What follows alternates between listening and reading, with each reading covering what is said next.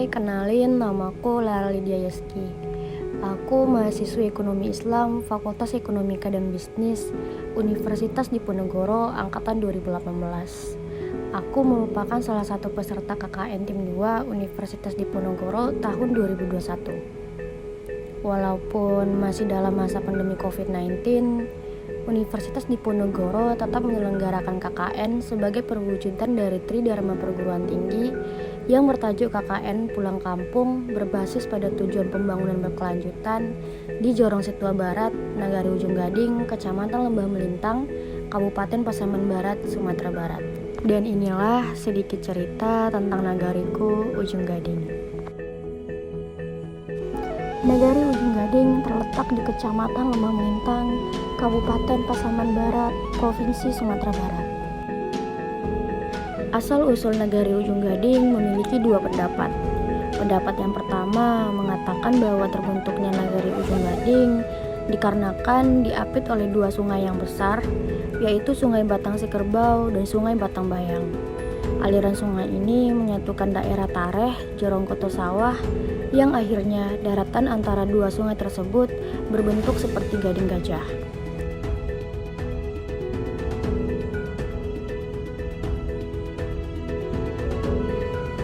Dari Ujung Gading ke ibu kota kabupaten berjarak sekitar 49 km dengan jarak tempuh 1 jam perjalanan. Pada umumnya masyarakat Nagari Ujung Gading menggunakan bahasa Mandailing dan Melayu.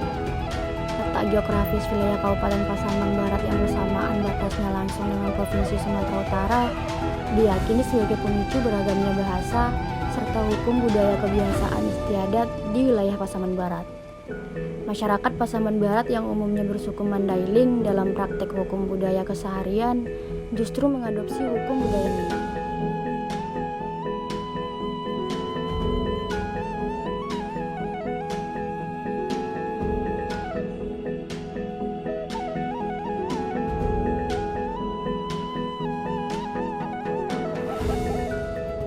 Mayoritas masyarakat Ujung Gading berprofesi sebagai petani ataupun pekebun, dengan hasil perkebunan coklat dan kelapa sawit serta sayur-sayuran. Nagari Ujung Gading memiliki banyak potensi. Dari perkembangannya terbukti dengan semakin banyaknya para pendatang yang tinggal di Nagari Ujung Gading, menjadikan Nagari Ujung Gading nagari terpadat dibandingkan dengan nagari-nagari lainnya.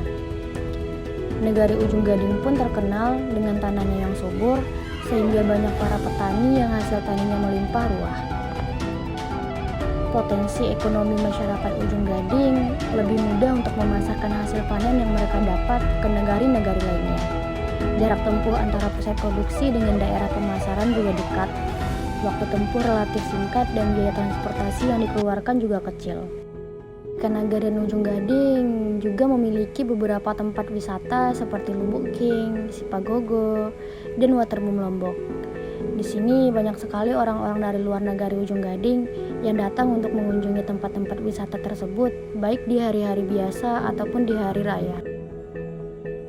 Kondisi lingkungan di Nagari Ujung Gading secara umum sudah mencirikan kawasan daerah pemukiman, namun masih memberikan kesan daerah yang teduh dan alami. Hal ini dikarenakan letak yang tidak jauh dari pegunungan dan pada dasarnya kawasan hijau.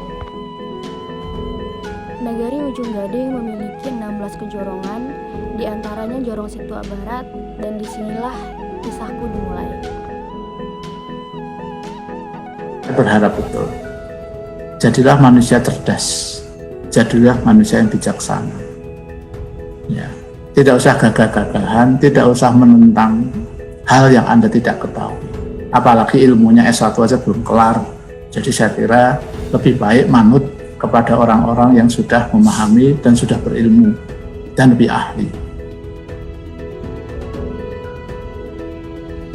Dalam rangka memberdayakan masyarakat dalam upaya pengembangan kesehatan tradisional, kegiatan KKN ini diawali dengan membuat taman tanaman obat keluarga seperti jahe, kunyit, kencur, dan sebagainya. Tanaman obat ini ditanam di lahan pekarangan keluarga untuk memenuhi keperluan keluarga akan obat-obatan tradisional.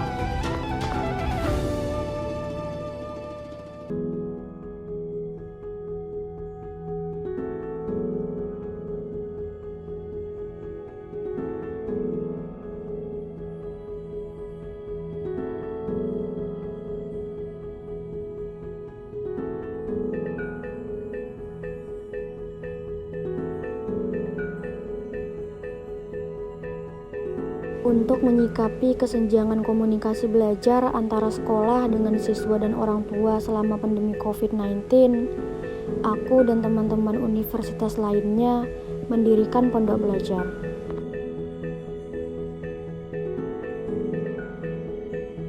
Kegiatan ini nyatanya dapat membantu siswa menerima pelajaran dengan baik dan juga membantu orang tua yang tidak bisa membantu anaknya belajar karena berbagai hal.